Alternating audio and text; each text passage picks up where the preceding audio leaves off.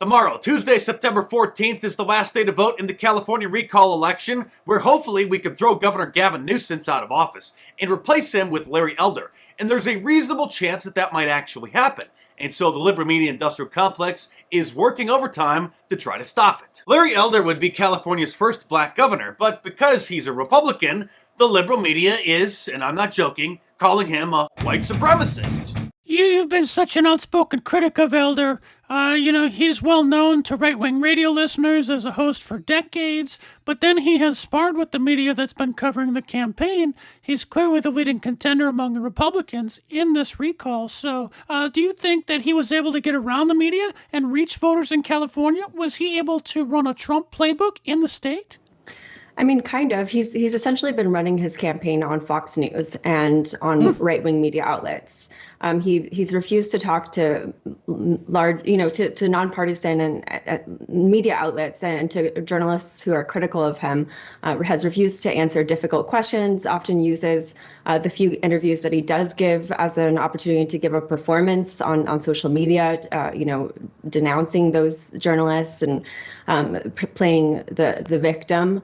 But he has been able to reach the minority of voters in California who embrace his white supremacist worldview. His views were shaped by a well-known white supremacist named Jared Taylor, who he repeatedly quoted in early writings, that he plans to reverse all of the state's progress on immigrant rights and racial justice, and that he poses a very real threat to communities of color for all of the reasons that we've reported it in the past.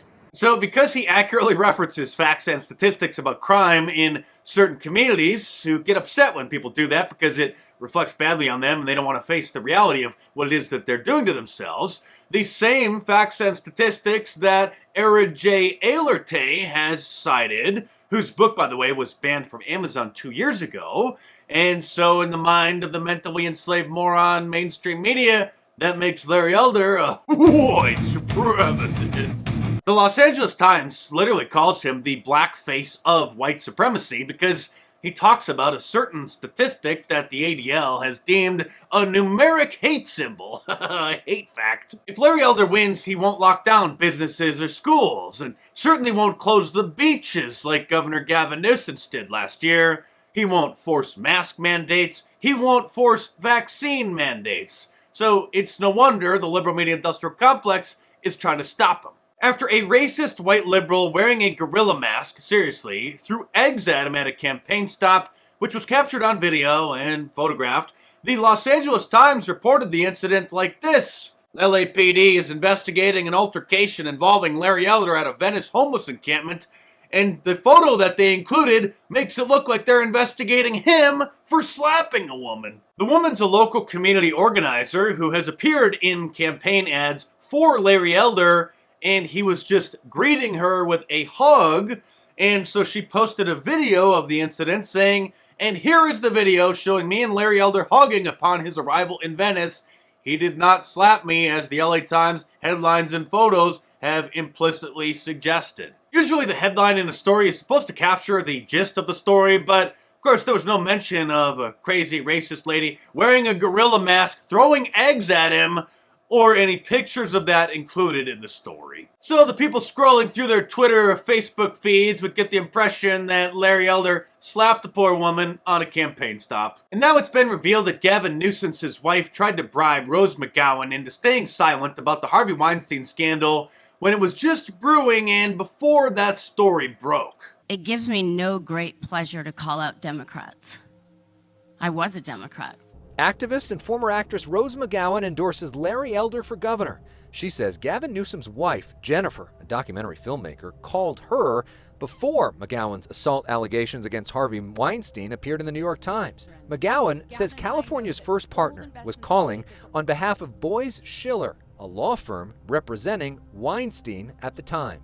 So when I finally got on the phone with Jennifer Siebel Newsom for what I assumed was about movie projects, imagine my surprise when she says, "What can Boies Schiller do to make you happy?" Well, that story will be ignored, and Governor Newsom has a lot in common with Harvey Weinstein, both complete scumbag degenerates. If you didn't know, when he was running for re-election as the mayor of San Francisco, he had an affair with his campaign manager's wife, and This isn't even an allegation, he fully admits it. And then there's this report from KTLA, the biggest TV station in Los Angeles. What is going on? Several people tell us they showed up to vote this morning in the special California governor recall election and were told that computers showed they had already cast their ballots. So what? Oh, and let me guess, because they're voting in person instead of mailing in their ballots, they're Republicans?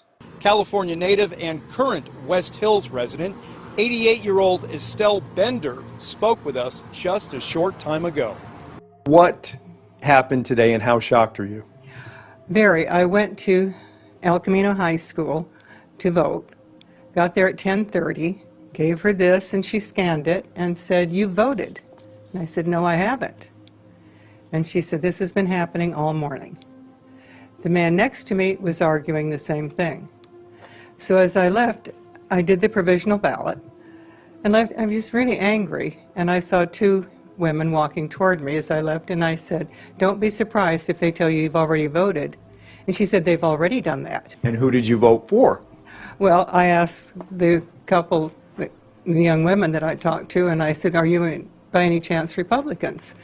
She said, "Yes." And I said, "Well, so am I." Well, what a surprise! But after the Marxist Revolution began in America, only the left is allowed to accuse the right of odor ve odfre. You're not even allowed to really say it on YouTube anymore, that's why I gotta talk in Pig Latin. And pay no attention to all those mail-in ballots found in that felon's car. Well, if you live in California, you have to go and vote yes on the recall in person today or tomorrow. And if you have any family or friends in California, call them on the phone and make sure that they're voting to get rid of Gavin Newsom or disown them. Don't just post about it on Facebook or text them. Do things the old-fashioned way and call them on the phone. Larry Elder is California's last hope, and recently, for the first time in history, there have been more people leaving California than there are moving in.